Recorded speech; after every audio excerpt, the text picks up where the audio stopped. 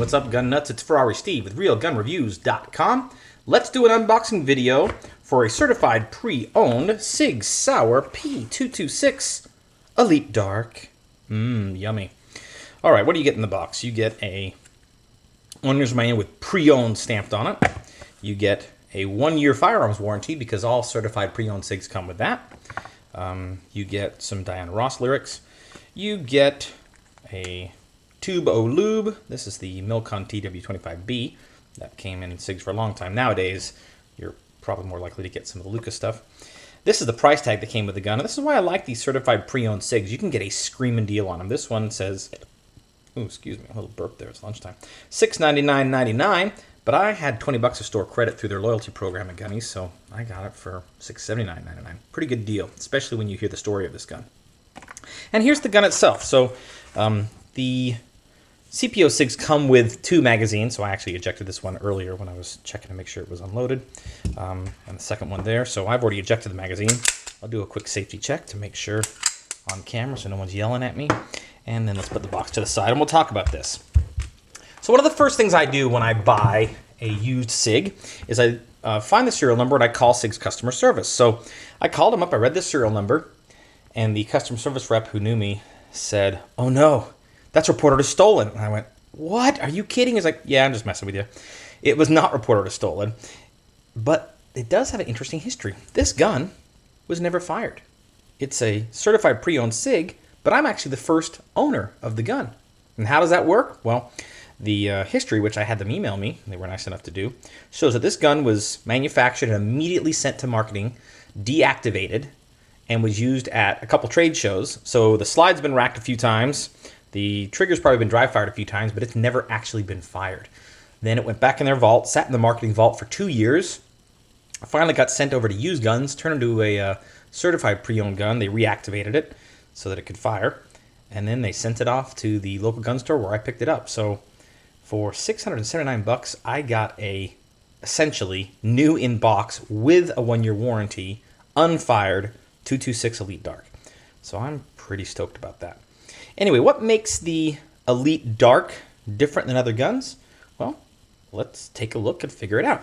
So the first thing, it is an Elite. It's a 226 Elite. So it shares some things in common with other things in the Elite line. So I've got a 229 Stainless Steel Elite here, and what it shares with others in the Elite family are the front cocking serrations. So if you are a front cocker, you're going to like that. The wicked beaver tail that comes out and up. Same thing here, out and up. The rounded rails, so the frame of a 226R with these rounded, what I call SIG rails, and that's common to the Elite series. And also the checkering on an Elite is unique to the Elite line. And I'm going to include the Legion in the Elite line because the Legion has a lot of Elite features. So on the front, the trigger guard, and I didn't technically clear this on camera, so there you go. I did before I shot, but anyway. On the front of the trigger guard, you'll see the Elites have checkering.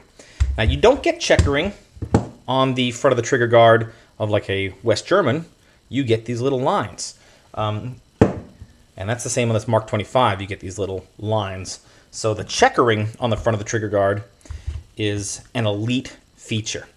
You also get checkering on the foregrip here. That's checkered here. Whereas on the traditional West German 226, you get vertical lines.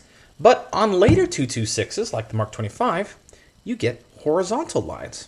So the checkering is unique to the Elite. And again, I'm including the Legion in the Elite series because even though it doesn't have Elite here, it does have the front cocking serrations of the Elite, the rail, the checkering.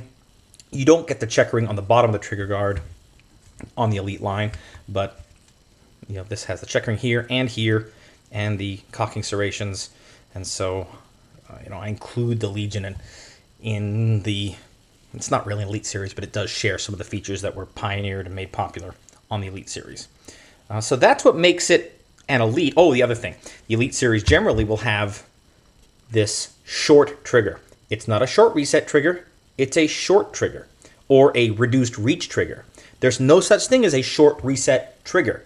There is such thing as a short reset trigger kit, but the short trigger or the reduced reach trigger is what comes on the Elites. Now that's another thing, speaking of short reset trigger kit, that is another trademark of the Elite line, is that you've got the short reset trigger kit that's in both of these Elites. So that's what makes this an Elite. As far as why it's an Elite Dark, well, it's all black. It's dark. It has these special blacked out aluminum grips that look a lot like these G10s that I've got on my Mark 25. They look really similar in geometry to that, but they're made out of aluminum. And I like that feel. If it's an outdoor gun, they can get cold, and if it lies in the sun, it can get hot. But if it's a range gun, and this primarily I think will be a range gun for me, I think the metal grips are great. I like the feel of that beaver tail. I do a lot. But these grips are unique to the Elite Dark. And if we peek underneath the band here, you can see they are logoed. And they're made by Hogue. They're Hogue metal grips. But if I can loosen this band up a little bit, you can see, there we go.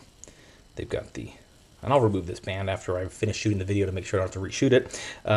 The Sig Sauer logo. Now, if you go on the website, on SIG's website, and look at the Elite Dark, the Sig Sauer is actually in white, and I don't think customers liked that and yelled and screamed, so they changed it so that this was blacked out, which is true to the name. It's an Elite Dark.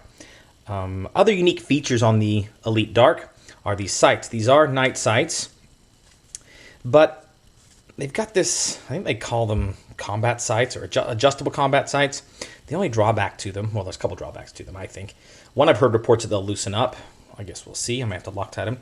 But where they've cut into the slide to seat these, it's a different geometry than the traditional sight cut. And so you can't put regular rear sights on here. You're stuck with this style.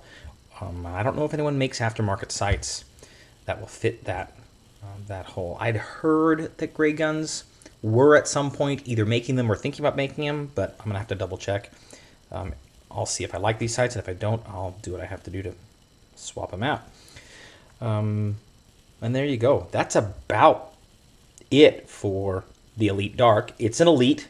What makes it dark is these blacked out grips. The aluminum grips are special, and these sights are different. I mean, it internally no different than any other P226 or modern series P226, right? The orange or 17-pound, 16-pound. Oh man, I'm drawing a blank. The orange, it's either 16 or 17 pound as a standard spring pressure on a recoil spring. But again, nothing magical going on in here. I notice it's got the same slide on top, very similar to the Legion, right? You've got the pins here and here. You've got the long style extractor. And no separate pinned block. These pins here hold the firing pin. These two roll pins here hold the firing pin in place. But other than that, you've got a reliable, combat ready, although this will probably be range ready for me, SIG 226. And the Elite Dark just adds a few bells and whistles that you might like and maybe a look that you like. And if you can pick one up with a red band, especially one that's never been fired, you can get some really good deals out there. This is Ferrari Steve. Thanks for watching. Go ahead and subscribe if you like what you see. Get out there, use your SIGs, practice, practice, practice. Get them dirty, clean them up.